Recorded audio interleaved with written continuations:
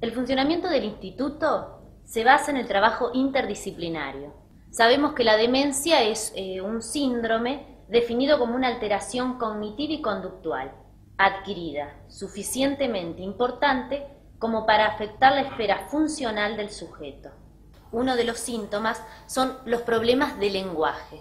Es decir, dentro de los problemas de lenguaje sabemos que tener dificultades en encontrar la palabra exacta, pero conservando la estructura de la oración, es algo que ocasionalmente le pasa a todas las personas. Es un problema si esto se hace más frecuente de lo habitual. Si dividimos la enfermedad podemos dividirla en una etapa inicial, en una etapa intermedia y en una etapa tardía, ¿no? Esto es a través del tiempo como va progresando la enfermedad. Los problemas del lenguaje en la etapa inicial, el lenguaje, las palabras son reiterativas, tienen intrusiones, falsos reconocimientos y los conceptos empiezan a estar alterados. En la etapa intermedia aparecen los síntomas afásicos, que son las fallas en el lenguaje y las faltas de palabras. Y en la etapa tardía hay una severa falta de palabras, que podríamos denominar anomia, y solo pueden nombrar cosas simples. En la etapa intermedia hay una severa dificultad con las relaciones temporales y usualmente están desorientados en el tiempo y también están desorientados en el espacio. En estos pacientes aparecen unas dificultades en la codificación y en la adquisición de la información nueva. Y eso es lo que trae consigo un déficit en la memoria semántica, episódica y operativa. En la etapa inicial podemos encontrar una moderada pérdida de la memoria más marcada para eventos recientes. Y esto comienza a interferir en la vida diaria de ellos. En la etapa intermedia hay una severa pérdida, solo recuerdan lo aprendido intensamente. Y todo lo nuevo lo olvidan rápidamente, como ser un número de teléfono, una dirección, algún nombre de alguna persona. Y en la etapa tardía ya hay una pérdida severa de la memoria y conservan solo algunos fragmentos de las mismas. Aparece una pobre o disminuida capacidad de juicio, hay extravíos de cosas y hay una pérdida de la iniciativa. Es decir, a partir de entre las etapas inicial, en la intermedia y en la tardía, lo que va apareciendo es esto de cada vez pueden resolver menos problemas y se restringen cada vez más sus intereses. Realizan actividades simples y terminan no resolviendo nada en la etapa tardía, por lo que todo su interés está abolido. Aumentan la morbilidad por su gran repercusión funcional, es decir, llegan a involucrarse en la vida diaria, es decir, está disminuida la capacidad de autonomía y de independencia de estas personas. Impactan en la calidad de vida del cuidador o del entorno familiar, determinan un aumento de las chances de institucionalización y suelen obligar al uso de medicación psicofarmacológica. Todos estos trastornos conductuales son heterogéneos y se presentan de diferente manera en cada persona, es decir, y la severidad también es diferente. Los familiares lo describen como que se va apagando, es decir, son frecuentes quejas diversas sobre dolores inespecíficos, sobre dolores mal localizados, y suele ocurrir que comience a tener ideas recurrentes sobre la muerte y sobre aquellas personas que ya no están. Se debe recordar siempre su limitada capacidad de lenguaje, es decir, que ellos a veces no van a tener una expresión verbal, sino que lo van a manifestar de otra manera, a lo mejor con conductas que marcan irritabilidad, incluso con agresividad. Otro es la apatía. Es decir, la apatía marca una falta de iniciativa y una escasa repercusión emocional en todas las situaciones.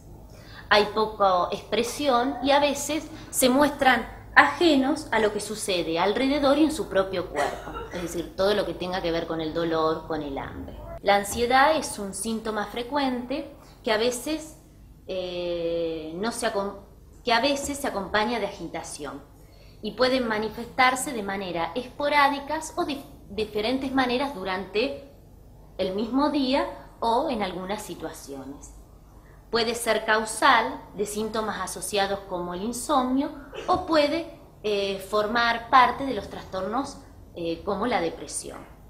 Otro síntoma es la deambulación o de la vagancia, es decir, esta es una variante de la agitación y a este estado de inquietud motora suele incorporársele la desorientación temporal, aunque no siempre esto está presente. Aparece también la irritabilidad. La irritabilidad es una manifestación que siempre va a acompañar a los diversos estados como la depresión, los delirios, las frustraciones, y puede o no ir acompañada de agresividad. Y esta irritabilidad siempre termina desencadenando situaciones de confrontación con personas más allegadas que luego esas personas terminan sintiéndose culpables. Otra son los delirios. Los delirios es una idea fija, irreductible, cuya presencia no puede explicarse por el sistema de creencias o por su entorno familiar. Esto puede tener un contenido extraño o extravagante y estas ideas pueden no tener repercusión sobre la vida cotidiana de esta persona o pueden producir una alteración total de sus actividades y esto hace que pueda ser peligrosa, no tanto para él, sino también para terceros, es decir, para sus familiares o sus allegados. También aparecen alucinaciones, que son percepciones erróneas sin objeto. Aparecen trastornos en el sueño, trastornos en la conducta alimentaria y trastornos en la conducta sexual. Y otra de las cosas muy importantes es la agresividad.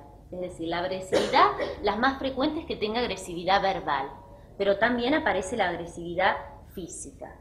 Tienen innumerables causas y se enfrenta siempre, es decir, aparece la agresividad porque este paciente siempre se está enfrentando a una situación que él no puede resolver. Bueno, hacer un diagnóstico para ofrecer un tratamiento es el objetivo de mejorar la calidad de vida de este paciente y de su entorno familiar. Es decir, yo como psicóloga del instituto, como decía Daniel, es muy importante la evaluación neuropsicológica. Es decir, el tratamiento que debemos hacer antes del diagnóstico tiene que ser un tratamiento que sea totalmente accesible, que sea adecuado para ese paciente y que sea oportuno. Es decir, esto que hablaba del diagnóstico precoz. Es esencial que se pueda hacer una evaluación profunda, ordenada, y bueno, y la evaluación cognitiva, que también pueden conocerla como evaluación neuropsicológica, analiza y mide las diferentes funciones intelectuales, es decir, esto que marqué yo anteriormente, y permite pesquisar si hay alguna alteración o alguna modificación en las funciones normales y que han declinado muchas veces en la vida, y permite que uno pueda hacer un diagnóstico, como dije anteriormente, y el seguimiento de este paciente con la enfermedad de Alzheimer. Bueno, los test neuropsicológicos que se usan permiten hacer un rastreo de diagnóstico precoz, un perfil, un diagnóstico racional del perfil, una evaluación de la progresión y una evaluación de la medicación que ese paciente debería tomar. Una persona con demencia es una persona con dignidad, que merece ser respetada como cualquier ser humano, que debería participar durante el mayor tiempo posible en las decisiones que afectan su vida diaria y sus cuidados futuros, y que necesita un medio ambiente seguro y protegido, así como el acceso a una terapéutica coordinada y actualizada para él y su familia, llevando al máximo su calidad de vida.